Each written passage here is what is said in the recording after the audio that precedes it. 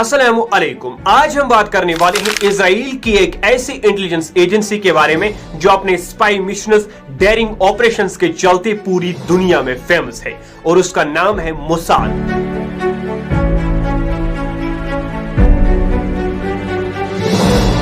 लेकिन Mossad actual में काम कैसे करती है और ये इतनी ज्यादा पावरफुल क्यों है, आज की इस वीडियो में इन सभी सवालों के जवाब को अच्छी तरह से समझते हैं, वो भी आसान लफ्जों में। तो चलिए शुरू करते हैं आज की इस वीडियो को।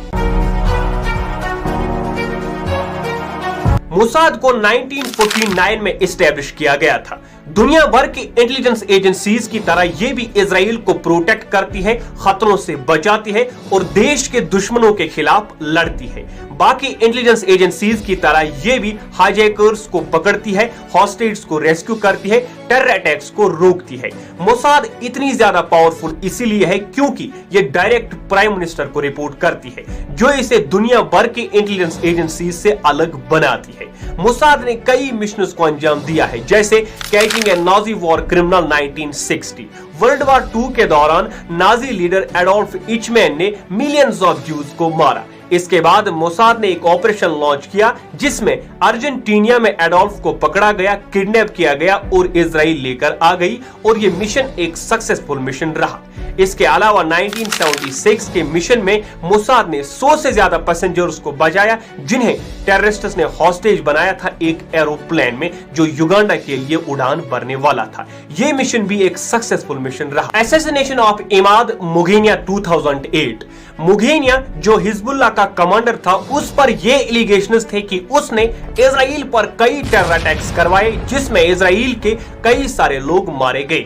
इसके बाद मोसाद ने सीआईए के साथ मिलकर सीरिया में एक ऑपरेशन लॉन्च किया। इस ऑपरेशन में इस हिजबुल्लाह के कमांडर मुगेनिया को मारा गया और यह ऑपरेशन एक सक्सेसफुल ऑपरेशन साबित हुआ। 1970 से 1980 तक इजराइल की मोसाद ने इजराइल में कई टेररिस्ट ऑर्गेनाइजेशंस का पता लगाया और उनकी दहशत और उनको जड़ से खत्म कर दिया। इसके अलावा ऑपरेशन प्लेम्बैट, ऑपरेशन डायमंड, ऑपरेशन ओपरा, ऑपरेशन हार्पून, इतना ही नहीं ऐसे कई सारे मिशंस हैं जिन्हें मोसाद ने अंजाम दिया है और उनमें कामयाब भी रही है और इन सभी मिशंस ने मोसाद को दुनिया भर में फेमस किया। ये सभी मिशंस दुनिया भर के लिए आज भी मिसाल बनी हुई है और इन सभी मिशंस से हमें मोसाद के काम करने का तरीका पता लगता है और इनकी वर्सटैलिटी का पता लगता है कि ये कितनी ज्यादा पावरफुल है।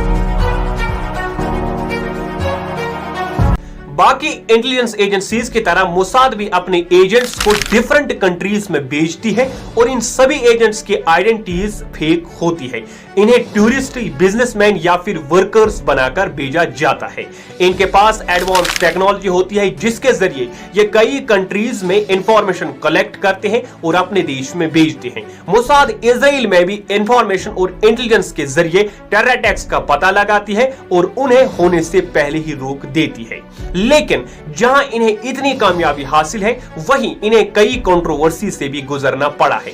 कई कंट्रीज ने मोसाद पर ये एलिगेशंस लगाए कि इन्होंने कई कंट्रीज में इलीगली लोगों को जान से मारा, जो कि सही नहीं है। इसके अलावा इनके एजेंट्स फेक पासपोर्ट यूज करते हैं जिसकी वजह से यूके और ऑस्ट्रेलिया जैसी कंट्रीज को प्रॉब्लम्स फेस करनी पड़ती है। यहां तक कि इनके फ्रेंड यूएसए ने तक इजराइल पर यह एलिगेशंस लगाए कि यह अपने एजेंट्स को यूएसए में भेजता है, क्योंकि 1980 में जोनार्थ पोलार्ड नामी एक शख्स को अमेरिका में पकड़ा गया जो कि बाद में इजराइल का एजेंट निकला। इसके बाद दोनों कंट्रीज के बीच टेंशन स्टार्ट हो गई, लेकिन बाद में वो खत्म भी हुई। आज की बात करें तो मोसाद आज भी अपनी कंट्री में एक अहम रोल निभा रही है और अपनी कंट्री में अमन और सुकून को बढ़ावा दे रही है, जिसके चलते उन्होंने इजराइल और अरब कंट्रीज के बीच कई पीस एग्रीमेंट्स करवाए। आज भी वो साइबर अटैक्स के खिलाफ लड़ती है और टेरर अटैक्स को रोकने में आज भी वो अहम रोल निभा रही है। जहां इतने सारे कंट्रोवर्सी से गुजरने के बाद भी मोसाद ने अपनी पहचान को दुनिया के सामने ऐसा बनाया है कि वो दुनिया की मोस्ट रेस्पेक्टेड इंटेलिजेंस एजेंसीज में शामिल है। लेकिन मोसाद के बारे में कई लोगों के बीच कई मिथ्स है। जैसे कुछ लोगों को लगता है कि मोसाद मेजर ग्लोबल इवेंट्स में इन्वॉल्व है, जो कि सही नहीं है, ये बिल्कुल भी गलत है। और इसके अलावा कुछ लोगों को लगता है कि मोसाद के एजेंट्स सुपर हीरोज हैं और इनसे कभी गलती ही नहीं हो सकती, लेकिन दुनिया में ऐसा कोई भी इंसान नहीं है जिससे गलती ना हो। उसी तरह मोसाद के एजेंट्स से भी कई मिशंस में गलती हुई है। जैसे 1997 में इन्हें जॉर्डन में हमास के लीडर को खत्म करना था। इसके बाद मोसाद ने एक ऑपरेशन लॉन्च किया, लेकिन इन सभी एजेंट्स को पकड़ा गया और यह एक मिशन फेलियर मिशन रहा। इसके बाद जॉर्डन और इजराइल के बीच पॉलिटिकल प्रॉब्लम स्टार्ट हुई।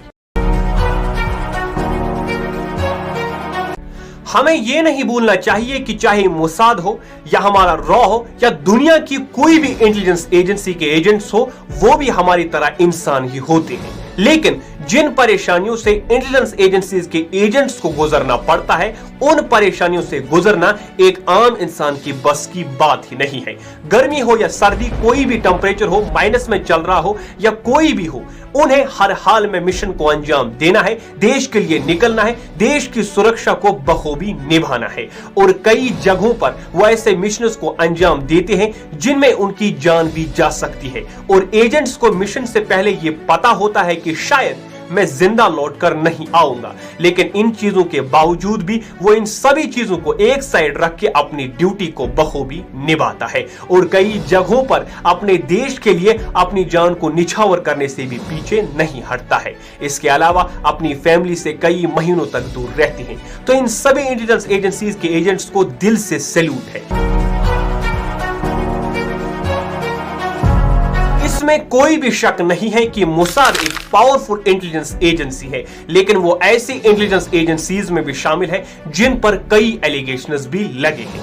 बाकी आपका मोसाद के बारे में क्या ख्याल है, हमें कमेंट बॉक्स में जरूर बताइए। इसके साथ साथ अगर आपको हमारी ये वीडियो पसंद आई हो तो हमारे इस वीडियो को लाइक कीजिए और चैनल को सब्सक्राइब कीजिए, ताकि हमारे आने वाली जो भी वीडियो है वो आप तक पहुंचे सबसे पहले।